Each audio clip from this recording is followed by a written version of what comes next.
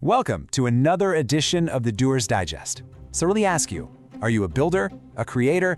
One of those people who just lives for that feeling of a finished project?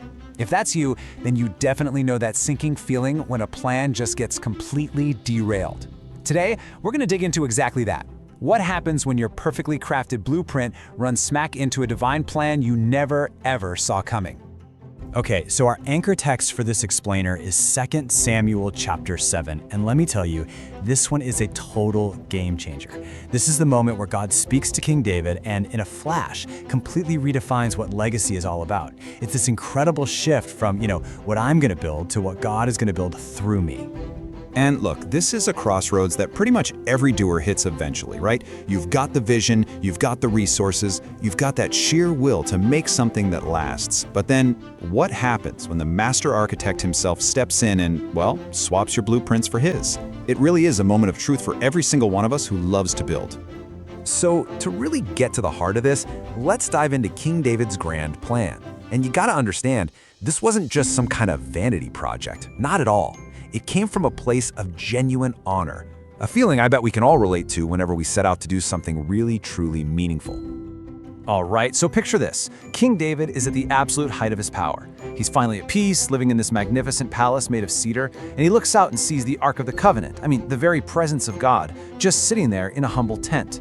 That contrast, it's jarring. And his response is so natural for any of us who are doers. I have to build something better.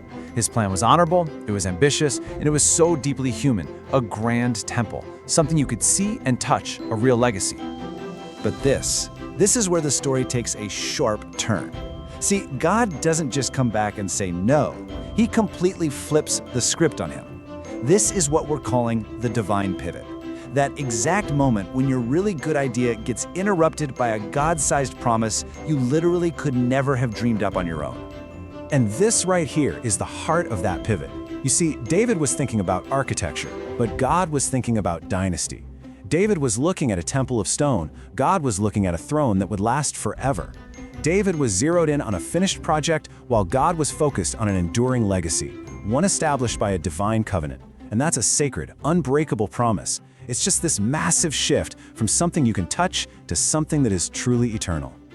So, okay, how does this ancient story speak to us right here, right now? Let's bridge that gap, let's go from project to promise, and pull out the timeless truths for every single builder, leader, and dreamer listening. This is the part where David's story really becomes our story. All right, so here are the big takeaways from this whole pivot. First, we have to recognize that God will sometimes redirect our best intentions to do something way bigger than we planned.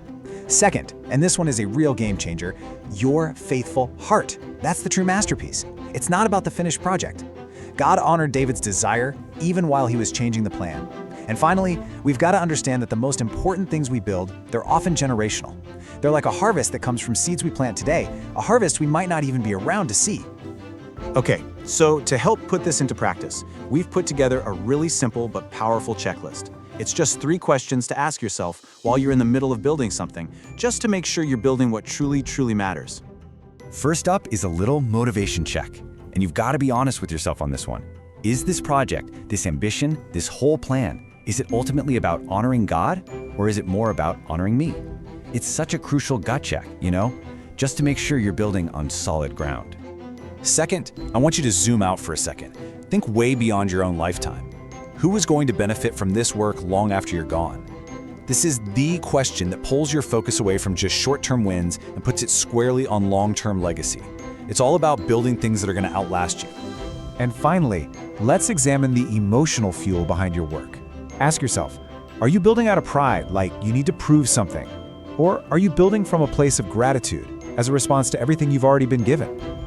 Seriously, let gratitude be the architect of your plans, not your ego. Okay, so those questions are awesome for a heart check for sure. But what does this whole legacy-minded approach actually look like on the ground, in our day-to-day work? Well, just look at how simple and powerful this can be. In ministry, it means you're not just looking for volunteers for this year, you're training leaders for next year. In business, it's not just about chasing the next dollar, it's about setting aside profit to mentor someone younger in your field. And with giving, it's not about the big one-time splash. It's about that steady, faithful, recurring gift that creates real impact over time. See? These are the small hinges that swing open those huge doors of legacy. All right, let's bring this all home now. This is for every single faithful doer out there listening.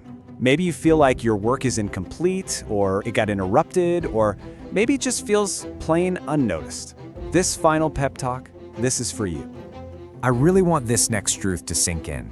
You do not have to be there for the ribbon cutting to have built something that lasts forever. The real measure of your work? It's the heart you bring to the starting line and the faithfulness you show all the way through. Honestly, God is way more interested in your intention than the final outcome. Your small, obedient yes, that's a crucial piece in His grand design.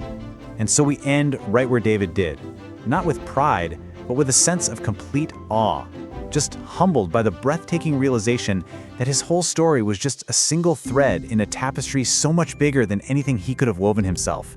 And you know what? So is yours. So the question I want to leave you with is this: what are you faithfully starting today that God just might be planning to finish forever?